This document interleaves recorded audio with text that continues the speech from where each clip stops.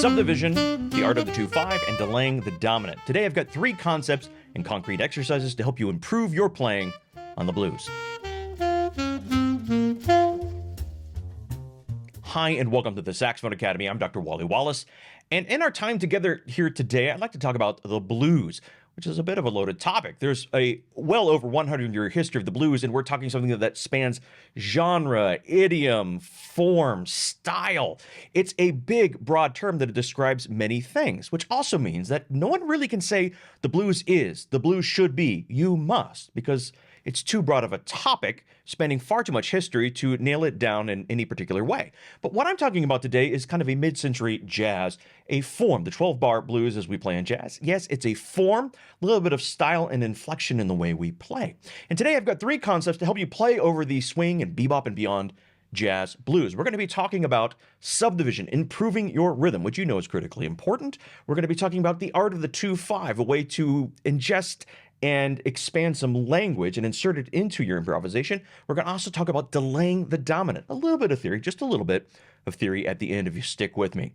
So grab your horn and open mind, and let's dive in and get you practicing and improving your blues playing. Now, a caveat. This is not to say what to do.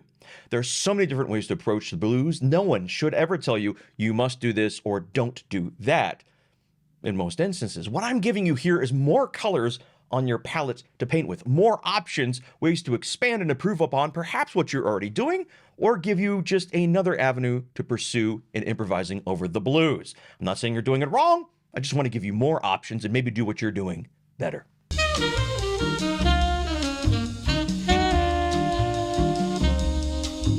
All right, let's start with some exercises. What we're working on here is subdivision. Improving your rhythm. Now, I know I'm not the first teacher to ever tell you rhythm is important. Rhythm may be the most important part of your playing. If it feels good, the notes near as much don't matter. We all know we need to work on rhythm, and then the most obvious thing, well, how do I do it? Well, listen, well, use your metronome or subdivide. And that's a correct answer in many respects, but also as a student left me wondering, but how? How do I subdivide? Is it about counting in my head while I'm playing? Well, the best way to work on subdivision, evenly dividing the beat, creating that grid that our rhythms snap to, is simply playing the subdivision. So we're going to start with some exercises where we're outlining the chords, navigating through the chord changes of the first phrase of the blues with a constant stream of eighth notes. We're going to try to make them feel as good as possible. So what I'm going to do is show you the exercise. We have 3 different exercises, and we're still dealing with just the first phrase of the blues. We go to the 1 chord, the 4 chord, the 1 chord, and then the 1 dominant chord, which we'll talk about in the 3rd part of this video. So I want you to listen, see how it goes, see if you can figure out what we're doing in these exercises that I've written, what they're aiming towards, and why they may or may not sound a little bit different than what you're doing. And then we're focusing on the rhythmic subdivision. And then I'm going to show you a little bit of how I would go about practicing this in little chunks. Little chunks. Bad name for a cereal, great name for a dog food. All right, let's get to work.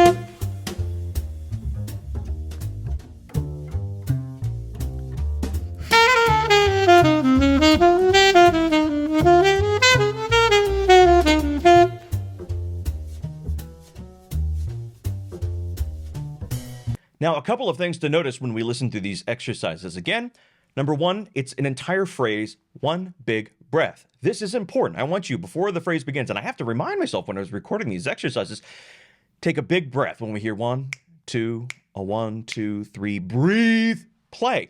And this is going to encourage us, even if we're not playing a constant stream of eighth notes, even if we have rests, we can play a full phrase in one breath. The continuity, the intention of playing through the phrase, it's going to improve our tone, it's going to improve our phrasing, make the line sing much better. So one big breath.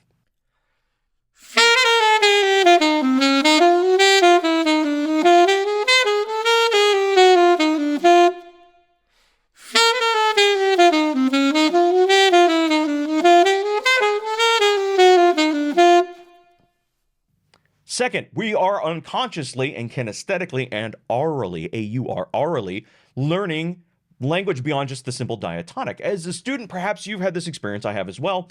You know the chords, you know the notes that fit in the chord. You may be thinking Dorian or Mixolydian or Ionian. Please don't think that.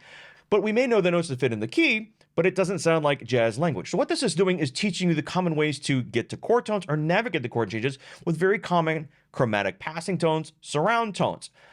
Analysis is fine, but hearing, feeling it, and more importantly, playing it is best, in my opinion. If you can play it, you understand it. I think a lot of people feel that I have to understand it before I can play it. And that's absolutely not true. If you hear it and play it, you understand it, whether or not you can use terminology created in the 1970s to describe it after the fact. So this is getting you in a very intuitive way, building jazz vocabulary.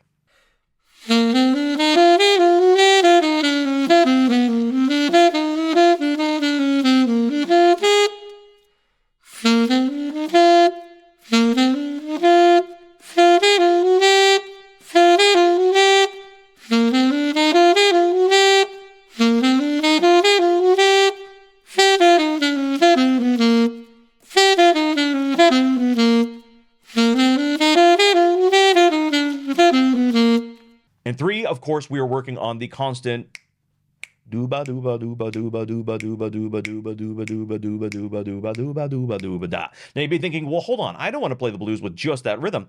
No, we're creating the structure, the scaffolding on which we build everything else. We're creating a really solid foundation. So even though we're not playing constant eighth notes when we actually improvise, if we're playing da ba doop doop doop bap doop bap ba doop doop doop bap boop bap, underneath, internalized. Dooba dooba dooba dooba dooba dooba dooba dooba bap doop bap dooba dooba doop doop doop bap ba doop doop boop. If we're feeling that underlying subdivision, our rhythms are going to snap in much more tightly and bring out the underlying and historic dance rhythm that can be a part of this music as well. If these exercises are helpful to you and working on your rhythm, you could really help me working on the rhythm of my YouTube releases by giving me a like. I'd really appreciate it. And subscribe if you find this helpful at all.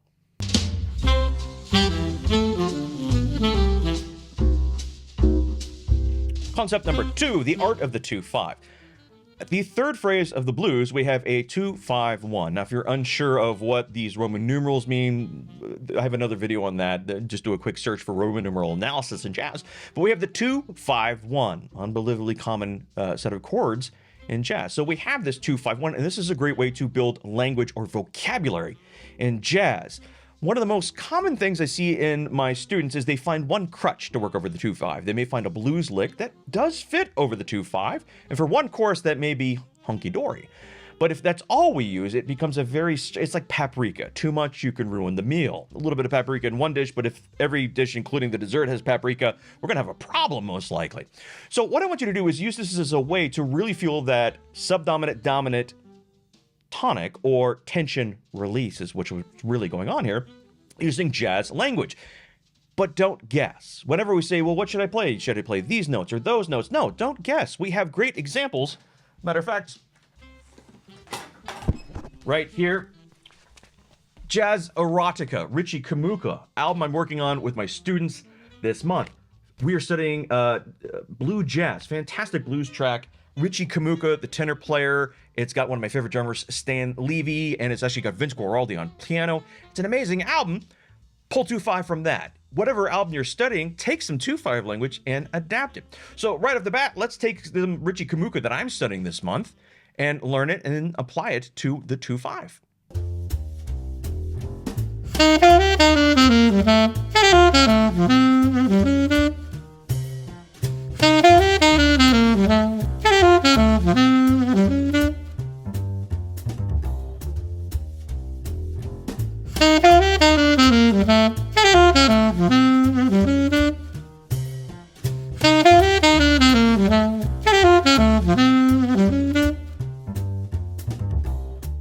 Now, you've got one very excellent, cool Richie Kamika 2-5, but maybe we want more. Well, I'm going to give you another 2-5. Let's take a listen to this 2-5.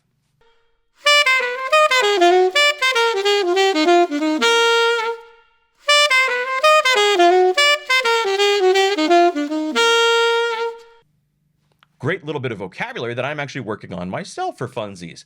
Now, you may notice, wait a minute, let's pop that up on the screen. That's not in concert B flat. We're looking at a concert B flat blues. This doesn't work. Well, then we can put it in another key.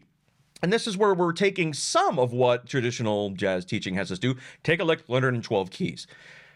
It can be, there's nothing wrong with that. It's certainly not going to make you a worse player, but it's a daunting experience for a lot of people. And those of us that have a job and bills to pay and kids, that can be a very daunting task. It's just not realistic.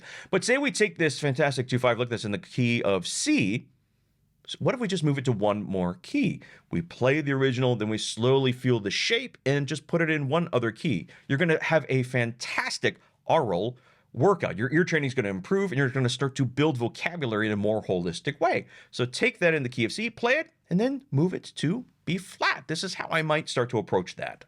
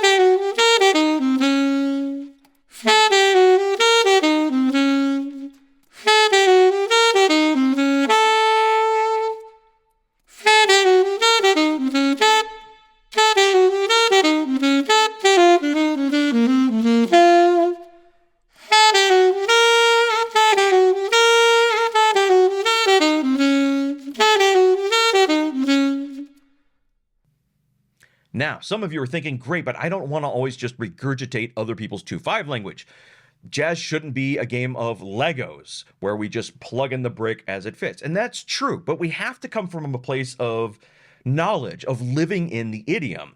Meaning, before we can really truly create from a place of authenticity, we must recreate. We have to learn the style in the idiom. Otherwise, we get weird translation errors and just this kind of alien language that doesn't really fit in the style. So we have to learn the style from the masters first, then we start to adapt it. So the minute you have these 2-2-5s, can you combine them? Can you alter them?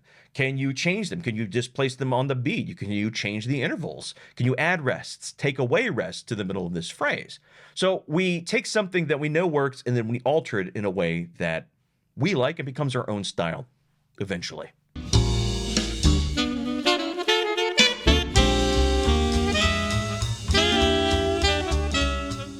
Concept number 3, delaying the dominant. Now, this is a little bit of theory, and I don't mean to create too big of a topic for discussion here, but in jazz, if you pull up the Real Book or iReal Pro, almost any blues ever will always have the first chord and the third chord being a 1 dominant 7, which if we're in the key of G here, that would make it G, B, D, F, F natural, which is a dominant sound. Now, it does sound kind of bluesy, that flat 7. The problem with defining it as a dominant chord is dominant is not just a color, it's also a function. And then it leads us to a slightly bigger question. And if you need clarification in the comments, I'll do my best to help. And if you're a more experienced player watching this video, first of all, thanks for being here. See if you can help out in the comments with this dominant sound versus dominant function. But let me ask you this question. What key is the blues we're looking at here today in? Well, the answer is not B-flat dominant, because B-flat dominant's not a key. It's B-flat major, concert B-flat major, or G major, as we're looking here on the alto saxophone part. Which means in order to play in G major, we need a leading tone, or that F sharp. And if you'll notice, nothing but that one dominant chord in the third phrase has an F sharp, that D7 chord, the 5 chord. But the F sharp is going to be important. If we look at our heroes, the way they play, they're outlining, and again, I'm very much talking about swing, mid-century jazz to bebop and beyond. We're playing in the key of concert B flat or an alto G major. So really, that one chord, even if it's marked in the lead sheet as dominant, we're really playing major. And if you listen to your heroes, Miles Davis, Cannonball Adderley, Richie Kamuka, many other people, they're outlining that as a major chord for the first and third bars. And we're going to talk about that even further here in 1 second. But that fourth chord, that truly is a dominant chord. You may wonder, well, why the fourth one? Why can't I play dominant? You can. You can still use the sound of that F natural, that colorful blues tone. But you also very likely want to include the leading tone, that F sharp, because we're outlining the key of G here. But that fourth chord, then it's not only a dominant chord, it's a dominant function, meaning it's pulling somewhere. So on alto saxophone, that G, dominant 7, G7 is pulling. It's a dominant function that pulls to C. Why would we do it in the fourth measure? Because the next phrase, we're pulling to C. We have a little mini modulation where we go to the 4 chord, the area of C for a little bit. So there, that fourth chord, is a 1-7, but really it's a 5-7 of 4, meaning it's a dominant leading to C in the next phrase. So let's listen to how Richie Kamuka really brings out that dominant function in the fourth bar, really outlines the sound of a G7, G dominant 7 chord.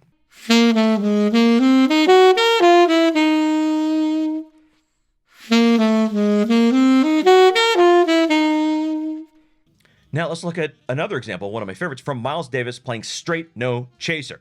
Now, it is a B-flat blues, it's an F blues, but we're looking at his part here transposed. So on any lead sheet you'll ever see, Straight No Chaser, the first chord and the third chord are 1 dominant 7. But let's listen to what Miles Davis is playing.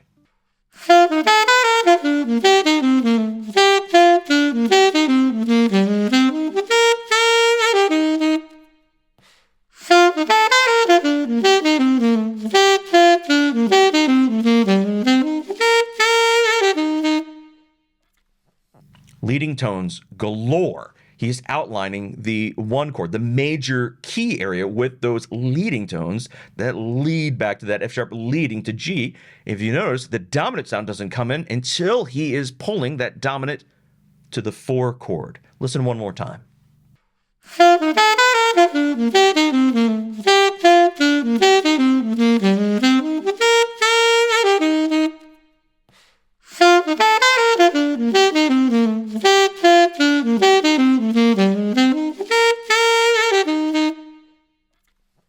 Working on this is going to really help you understand phrasing, that we play an opening phrase, we establish the major key area often, and we can include that flat 7 as a bluesy inflection. Absolutely, and many blues players do in jazz. The blues genre is a whole different thing. But that fourth chord, if we use that as a dominant function, then we really see what that fourth bar is doing. We finish our phrase and we have a pickup leading to the next section. And that's going to create a much more advanced, mature phrasing. Then we have a little bit of elision or connecting the phrases. So we don't play a phrase, play a phrase, play a phrase. In the original blues, if we listen to Bessie Smith sing the blues, it very much is that. But in jazz blues, it's a different art form where we can make some things a little bit more complex, which is fun, and most of our heroes do. So try thinking of that fourth bar of the blues as a dominant function, not just a coloration. I hope these 3 concepts, again, don't in any way try to suggest you're doing anything wrong, but give you more options to think about to improve upon what you're already doing. And I will say the blues is a lifelong study, and it is humbling. So anytime I play a 12-bar blues, part of me thinks like, oh, good, it's a blues. I certainly know the changes. But then I think, oh, gosh, it's one of the hardest things to do. For a classical musician, a good parallel would be playing Bach. Note-wise, it's not hard to play Bach. A couple of hours, you can memorize a movement of Bach, a flute partita, or one of the many other sonatas that we play on saxophone is classical saxophone sometime. But that's just the beginning. Bach is a lifelong study, and every time you approach it with something new. There's a saying that you can never step into the same river twice. It's not the same river. Or you can never go home because you're a different person. It's not the same place to you. The blues, like Bach, is very much similar. Each time I approach it, I am humbled and bring something new to it, and also immediately hear my limitations as a musician. It makes me want to grow. I sincerely hope it does the same for you. If this has been helpful, I really, again, would appreciate a like. Subscribe if you'd like more lessons like this. Thanks for watching. Thanks for spending time with me here today. I hope you have a fantastic weekend, and go practice.